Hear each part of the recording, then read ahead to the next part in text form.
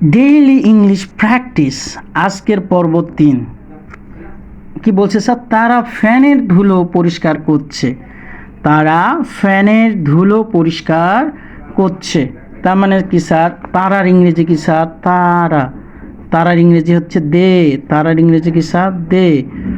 আচ্ছা, ফ্যানের ধুলো, ফ্যানের ধুলো, ফ্যানের ধুলোর ইংরেজি কি স্যার? ফ্যানের ধুলো। ফ্যানের ধুলোর ইংরেজি হচ্ছে the dust. Dust, the dust from the fan. Dust মানে ধুলো, from the fan, from the fan. তাহলে কি ফ্যানের ধুলো ইংরেজি কি? The dust from the fan.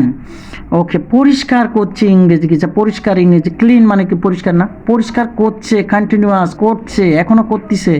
তাহলে কি হচ্ছে স্যার? পরিষ্কার, পরিষ্কার করছে।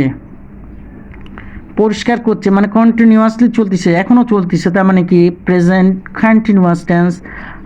আর are cleaning, CLEANING, are cleaning, are cleaning মানে কি? পরিষ্কার করছে। এখন আমরা যদি পুরো বাক্যটা লিখি স্যার, তাহলে কি হবে?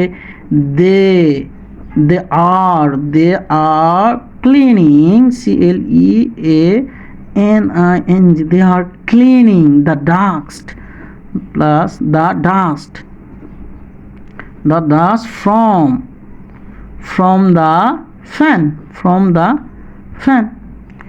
স্যার আপনি এই অনুবাদের ক্ষেত্রে একটা জিনিস মনে রাখবেন, সাবজেক্ট প্লাস ভার্ব ঠিক রেখে বাদ বাকি যে কোনো কিছু লিখতে পারেন, তাহলেই আপনার বাক্য সঠিক হয়ে যাবে।